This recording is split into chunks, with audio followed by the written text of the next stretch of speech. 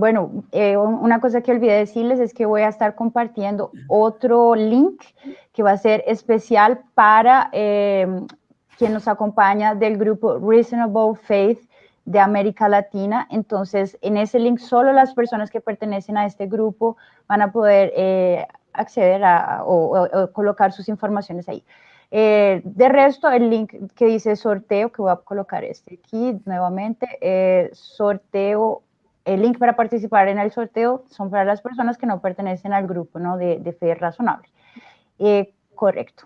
Entonces, vamos a la siguiente pregunta, que también es para el doctor Ricardo Bravo. Vamos a colocarla aquí en la pantalla. Recordando que estas preguntas fueron personas del público que las han enviado a nuestras redes sociales, ¿ok? ¿El diseño inteligente contempla la macroevolución, teniendo en cuenta principalmente la explosión cámbrica, o solamente el diseño inteligente tiene en cuenta la microevolución? Si es posible, explicar rápidamente qué es macro y microevolución, y ahí sí responderá la pregunta, por favor. Sí, microevolución es un concepto que lo popularizó Theodosius Dobzhansky, un genetista norteamericano, ya hace unos 40 o 50 años atrás, y lo integró dentro de lo que era la teoría clásica, gradualista darwiniana, ya renovada, a esa altura, nueva síntesis. Lo consideró entonces como parte del dossier. Y por lo tanto, la macroevolución, de acuerdo a Dobzhansky, era simplemente una proyección de la microevolución. Pero la verdad que esto no es así. Hoy, con los antecedentes que tenemos, no es posible pensar que los cambios menores que todas las especies tienen, ¿no es cierto?, y que son cuantificables, pudieran ser acumulables en el tiempo de manera tal de producir cambios estructurales mayores a nivel genético. Eso no es hoy día reconocible desde el punto de vista científico, salvo que se quiera creer en esa situación, porque efectivamente también hay algo de fe digamos, en ciertas esferas, ¿no es cierto?, del componente científico. Pero microevolución son los pequeños cambios y variedades que uno ve en las especies normales, ¿no? Y que esos cambios están dados efectivamente por interacción genética y ambiente, en donde algunos genes se expresan dependiendo del ambiente y otros no. Por ejemplo, hay que recordar, ¿no es cierto?, que para determinados caracteres existen alelos o variedades de un gen determinado. Y por lo tanto, esa variación es la que se expresa en la reproducción ante muchas veces situaciones ambientales diferenciales. Pero eso es por deriva genética, como muy bien lo explicó, ¿no es cierto?, Motobo Kimura, un genetista japonés que estableció una teoría evolutiva distinta a la darwiniana, que es la teoría neutralista. Entonces, la deriva genética es la que genera más bien estas variaciones. Y las mutaciones tienen muy poco que hacer, porque la base, ¿no es cierto?, del motor evolutivo darwiniano es mutaciones y selección natural.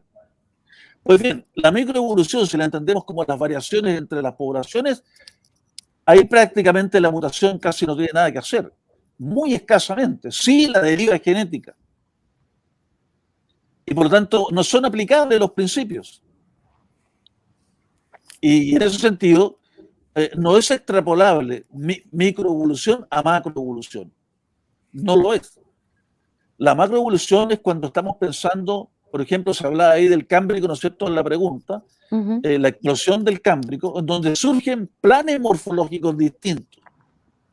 A lo que Brusca, uno de los zoólogos más importantes del mundo, que tiene un libro utilizado en todas las universidades donde se enseña zoología de invertebrados, que es Brusca y Brusca, él habla de un bauplan. Por ejemplo, el bauplan de los felinos. ¿Por qué los felinos son felinos? Y finalmente se ha llegado a la conclusión de que los felinos tienen unos genes reguladores que estructuran ese bauplan. Y Brusca habla sin ser, digamos, alguien que esté integrando, ¿no es cierto?,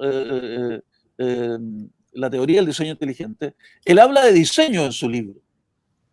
El bauplan de los felinos tiene un diseño arquitectónico, dice Brusca, establecido por genes reguladores que hace que los felinos sean felinos, distinto de los caninos. Los caninos tienen otro bauplan. Y esos bauplan o esos diseños arquitectónicos que presentan morfotipos distintos, que entre ellos sí que varían, los felinos entre sí se cruzan, y ha habido cruces, ¿no es cierto?, entre leones y tigres, y hay descendencia perfectamente viable, como también entre los caninos, lobos y perros que tienen descendencia viable, es porque están dentro del mismo bauplan. Pero eso no es evolución en el esquema darwiniano. Ahí está operando más bien deriva genética como uno de los factores principales.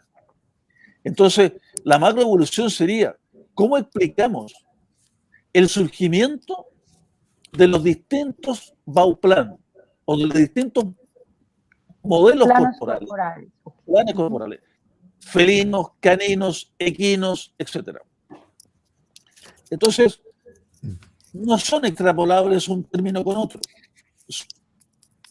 Sería muy fácil, o sea, decir lo que ocurre en micro es extrapolable a la macro con el tiempo, pero científicamente no hay cómo respaldar eso. El doctor Viaggi parece que quería complementar algo. Sí, me pareció muy buena la pregunta, y los quiero entusiasmar a los oyentes porque durante el Congreso una de las charlas va a tratar justamente sobre este tema de la explosión del Cámbrico y algunos ejemplos de diseño inteligente relacionados a ese evento.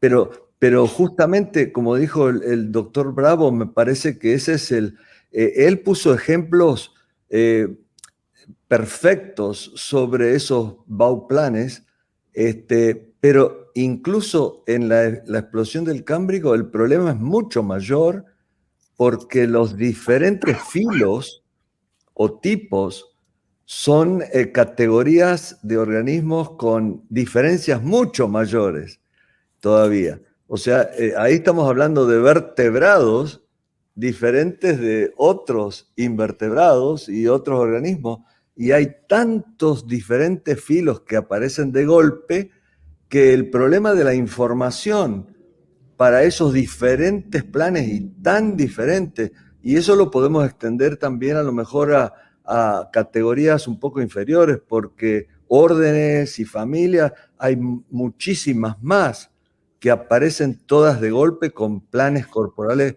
muy diferentes, como usted estaba señalando, Bravo. Así que me parece que esa es una cuestión de suma gravedad para esta explicación naturalista gradualista, ¿no? Que con pequeños cambios se podría generar cambios mayores, que es una imposibilidad. El aporte del diseño inteligente en esa área sería por la detección de inyección, una cantidad absurda de inyección de información nueva, ya que la teoría del diseño inteligente es básicamente la detección de información, ¿correcto? Entonces, en ese campo sería específicamente por detección de una grandísima cantidad de inyección de información nueva para generar esos planos corporales tan distintos. Ese sería el principal aporte. ¿Podrían ayudarme con la respuesta? Sí, los planes corporales, como decía el doctor Viaggi, los planes corporales, por ejemplo, normalmente los planes corporales se establecen claramente de familia hacia arriba, ¿no? De familia hacia arriba. De familia hacia abajo es donde uno logra ver diferenciación y reproducción entre grupos y variedad, pero donde es imposible de familia hacia arriba, cuando ya hablamos de orden, clase, filum o fila, ¿no?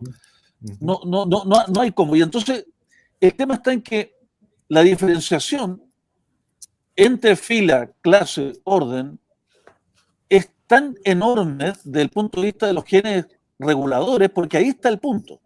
Recordemos, ¿no es cierto?, que hasta hace pocos años se decía que los genes reguladores eran genes basura, ¿no? DNA basura. En el caso del ser humano, alrededor de un 10% solamente son genes codificadores y alrededor de un 90% sería DNA basura.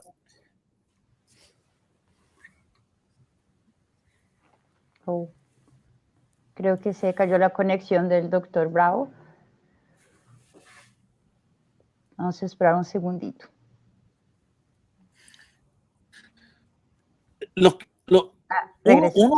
Un organismo que tiene un plan corporal determinado lo es, por ejemplo, felinos, en tanto los genes reguladores tienen una información específica para ser felino, con variedades dentro de ellos. Pero está establecido por los genes reguladores y eso es una gran cantidad de información. Lo importante es que en el Cámbrico surgen todos los planes corporales conocidos, desde los primeros que serían las esponjas hasta los vertebrados, porque hay ¿no es cierto?, fósiles de peces en el Cámbrico, peces óseos. Entonces, y lo otro es que el supuesto de que se va haciendo cada vez más complejo en la medida que pasan los años, los millones de años, eso tampoco se da, porque hay una cantidad de artículos publicados en Revista Corriente Principal respecto a las esponjas que han cambiado notablemente todas las bases de la zoología. Se les decía a las esponjas que eran los organismos más simples de la Tierra. Ya no se puede decir eso. Hoy hay publicaciones de primera línea en las revistas más importantes donde señalan que las esponjas tienen genomas tan complejos como los vertebrados y que por lo tanto no se les puede llamar primitivos y hay que erradicar la palabra primitivos a referirse a estos animales, porque no lo son. Entonces tenemos una explosión de muchas formas corporales que nos habla de una gran cantidad de información distinta y además alta complejidad en todos. Distinta pero complejidad en todos. Entonces, todo eso nos habla de mucha información que, como bien decía el doctor Viaggi, surgen muchos filas al comienzo, sobre 40, ¿no es cierto?, y que con el tiempo más bien se han ido perdiendo y no surgiendo nuevos. Y lo que ha habido es variación, los filas, ¿no es cierto?, en clase, orden, familia, variaciones en las categorías taxonómicas más bajas de esos filas, variaciones de familia hacia abajo, eso ha habido. Pero los grandes grupos, los grandes planes morfológicos surgieron una sola vez y nunca más. Wow. Eso es, obviamente, un tema muy interesante. Sí. Demasiado. No, muchas gracias. ¿Sí? El otro tema al que te referías, Ana María, es que la infusión de nueva información, ¿cuándo ocurrió? ¿Se repitió a lo largo del tiempo o no? Y eso ya es un campo un poco separado de lo que nosotros estamos tratando, porque dependería de nuestra concepción de la naturaleza del diseñador y cuándo actuó, si actuó constantemente o si actuó una sola vez al comienzo. Así que eso tiene que ver un poquito con otras preguntas separadas, pero el punto principal es justamente que a lo largo de la supuesta historia de la vida tenemos todas estas apariciones abruptas que requieren información muy compleja. Así que ese es el argumento principal para defender la teoría del diseño, ¿no?, inteligente. La única manera de explicar esa nueva información es por diseño inteligente. Maravilloso. Sí, esa era mi pregunta. Muchas